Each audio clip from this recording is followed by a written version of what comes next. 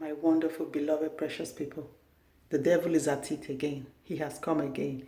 In less than 72 hours, it's going to be Good Friday.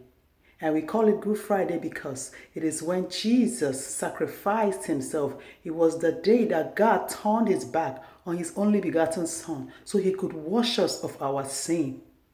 The devil has always plotted to steal our faith, to steal our joy and our peace. When he went and became a serpent and deceived Eve and the fall of man began, God said in the garden, he said, the seed of the woman will bruise the head. God left his heavenly throne and he came in form of a human being so that he can fulfill the prophecy. And today we are going to be celebrating in less than 72 hours the sacrifice, the ultimate sacrifice that Jesus did for us.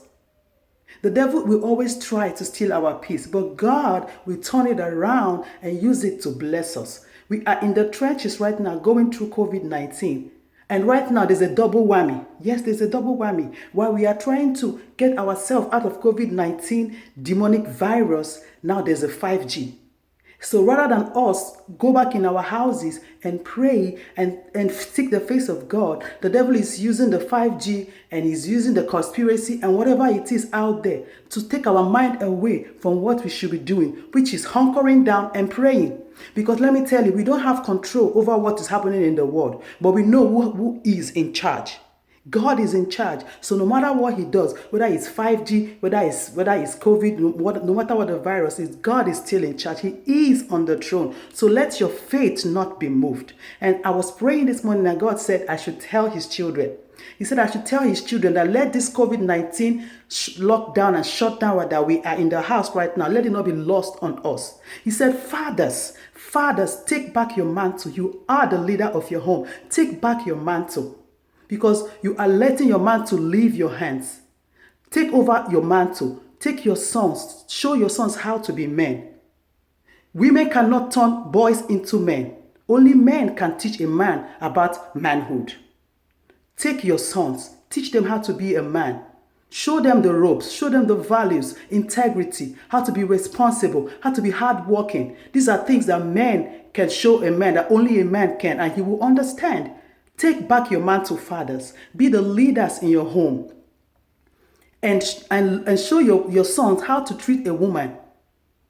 You have to show them. You cannot tell them. He said, show your sons with the way you treat their mothers, with the way you treat your wife. That is how they will learn. Take your daughters. You are the first man in her life. You are the first love of her life. That even when a woman is 50 years old, the first love of her life is her daddy. Teach your daughters how a man should treat her, because the standard you set or don't set determines the kind of man she will follow, determines the kind of man she will marry. So what are you teaching your daughters? And then mothers, we are the nurturers. Give us anything and we will multiply it. We mold, we nurture. We make everything whole. You give us a house, we give you a home. That is what a wife does. That is what a mother does. Mothers, go back to when you were once a woman, a feminine woman, because the world is trying to make us lose our femininity. We have to go back to the time when we had the softness, the softness that only us can use to turn away wrath. It is the power of a woman. We have to reharvest it and show our boys how to treat a woman. Show him how to treat you as a mother. Show him how to treat you as an auntie. Show him the rope in a way only a woman can. Teach your daughters.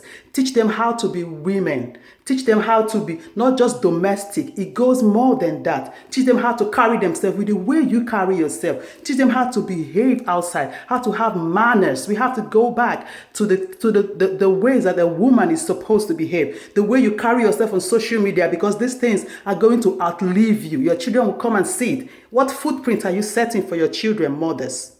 What are you teaching your children, mothers? And the single people.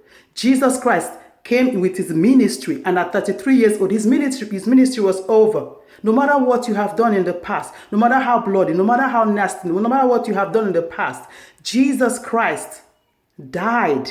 He said, my blood will wash you to be as white as snow. It doesn't matter what you have done, what you are doing, or what you are about to do. He said, if you come to him, that he is going to receive you.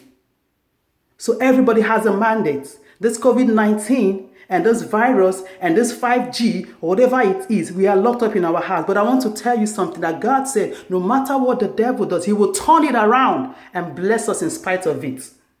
It is Good Friday. It is coming. It is coming. What are you going to do with it? Easter is coming. Are we going to let the sacrifice that Jesus paid go in vain? No, we cannot, because the devil is a liar. The devil is a liar. God left his heavenly throne and he came to sit in the midst of us, nasty, ugly human beings. He came. He could have just waved his hand and the sin of man would have been disappeared. But he came to show us love. And how did he show us love? By dying. It is time for us to show God that his sacrifice was not in vain. It is time for us to show God that we know whose hands we are in. That we know that this sickness in time to come, this COVID-19 in time to come will be something that we will remember and say, oh, there was once a time in 2020, there was something called COVID-19. And it was the time that my family rededicated themselves back to God. It was the time that my family gave themselves back to God. It was the time that my family was saved. My marriage was saved. My relationship with my child was saved. It was a time. We will remember this period years down the line and bless God for it. Because right now, he is knocking. He is knocking at the door of our heart. Are we going to accept him? Are we going to live in fear? What are we going to do? Don't mind the conspiracies. Don't mind whatever is going on. We don't have control over that. But what you have control over is your heart, is your home, is your peace of mind. Are we going to let God's sacrifice go in vain? Are we going to let whatever lesson that is meant for us in COVID-19 to go in vain? The devil is a liar. The kingdom of God suffereth violence, and only the violent will take it by force. I will see you guys in the next video. God bless everybody.